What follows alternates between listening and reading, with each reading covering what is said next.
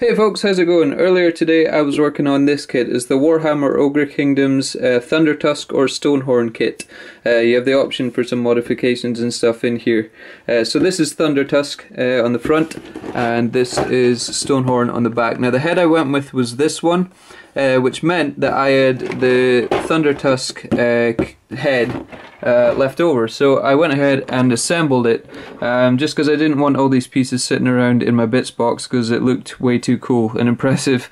So I assembled it, and then I've decided to make a miniature starting from this head, and I'm going to use a whole bunch of custom pieces and put together a miniature. It's going to be huge. It's probably going to be like, I guess, on the scale of like a Colossus size.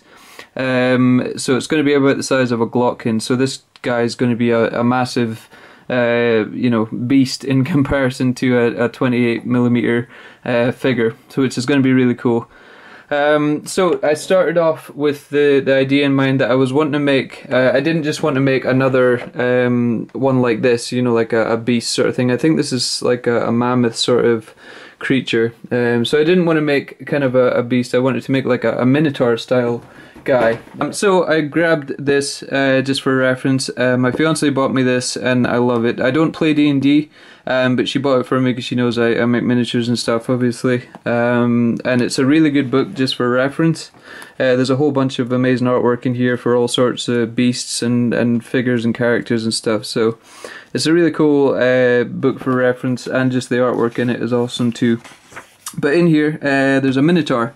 Now this guy is probably a bit too generic. It's like the classic sort of minotaur style guy, but down here there's a little kind of concept drawing, or you know, just an idea drawing here, which is cool. This is more the kind of pose that I'm going to go for, with his head kind of, instead of his head being up on his shoulders like this, it's going to be kind of hunched down more towards his chest with a big kind of hunchback. So it's that's the kind of rough concept that I'm going for there. Now to achieve this, there's a couple things I could do. I could go and make like a big wire armature and then build it up with like modeling materials, but that's going to take ages. So I figured, and it would use a lot more material. So I figured what I would do instead is use this. Now bear with me, I know this looks ridiculous in comparison to that. This is Bionicles, I think, by Lego. They're really kind of cheap. You can pick them up in like thrift stores or charity shops or whatever, you know, if you can find them, or you know, wait till they're on sale at like a toy store or whatever. But the reason that I've got a whole bunch of these bits lying around is because they make really good skeletons. You know, they make really good armatures basically for making figurines and miniatures and stuff. So the idea is I'm going to use this. The reason being is that you've already got a whole lot of bulk there, and then I'm going to, you know, put modeling clay over the top and, you know, kind of build it up from there. So this is a really good kind of starting point. And the scale that this is going to be is going to work out quite nicely with this head that I've got here. So I've got the main kind of torso and shoulders, and I've made a couple of, as I say, attached all these bits together for the arms there, like so. They'll be kind of posed obviously, and then I've got a couple of bits here that I'm going to use for the legs. Now obviously there's a whole bunch of modifications to do and things like that, but this is just the very early stages, so you know, this is not going to look anything like Bionicle. It's going to be completely covered with modeling clay. It's actually this stuff, it's just an air drying modeling clay, which is really sturdy. When it sets, it's almost like concrete, so it's a really tough stuff, which is cool. So I'm going to completely cover the model in that stuff, filling up all these holes obviously and the gaps. And then for the fine detail I'll use like some green stuff or milliput or something like that. And obviously I'm going to, you know, kind of make it all in the style of this existing head here. The pose in general, he's going to be, as I mentioned before, he's going to be sort of hunched over. The head's going to sit quite low down on the torso, so it's, you know, kind of hunched. And if I can try and hold this with one hand just to give you an idea what it'll look like from the side. There we go, it's probably about as best as I'm going to get just now. So the head's going to sit about there, and it's going to be, as I say, hunched over with a kind of, he'll be leaning forward a bit as well. So it's like he's kind of charging, and obviously the arms and legs will be positioned to represent that. So that is the general idea. The next step is for me to go away, as I say, fill all these gaps with this modeling clay, and you know, kind of glue up all the joints in this Bionicle stuff, and pin it as well. So I'll glue it and put like pins through them just to keep it all nice and sturdy, and that'll give me a really good base to build on from there.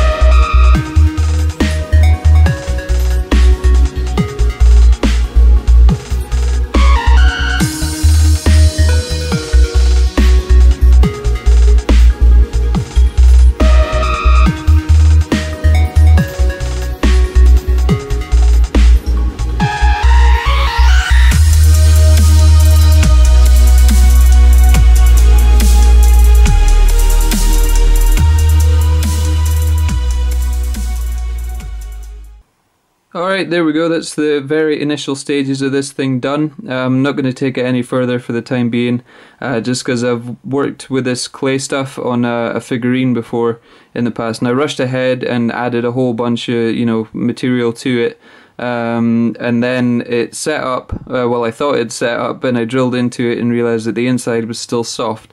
I'd added too much material and the air got to the outside of it and set it up before the inside could set. So you just kind of have to add bits at a time and let it, you know, kind of let it dry and set up, and then add more material to it. Because you can see on the shoulder up here, the outside layer is lighter in colour, so it's starting to set already, but the inside is obviously still darker and wet. So I need to be patient with it, I think, and just kind of, you know, let this set, let it go completely solid, and then I can come back and add more bulk and then muscle definition and all that sort of stuff to it. This is all still a big learning experience for me. I'm just kind of, you know, I try things out and see what works, see what doesn't, and, you know, learn from it. So I'm just passing that along to try and help out anyone else that's making these kind of things. So yeah, it's kind of, you know, learning as I go pretty much, which is exciting and frustrating at the same time. I did go ahead and press the head that I've already got into this lump of clay up the top here. That was just so I knew exactly where the head was going to sit, and I knew, you know, not to add too much material onto that section, just, you know, otherwise the head won't kind of sit where I want to. And it also means that I can just, you know, add material up to this point and still know that the head will fit in there fine. So that's it for now. As I say, I need to be patient with this and just, you know, let it set up before I move on to the next stage. But yeah, feel free to come back and check out the progress on this and my other videos as well. Be much appreciated. But until the next one, cheers for watching, and I will catch you all later. Goodbye.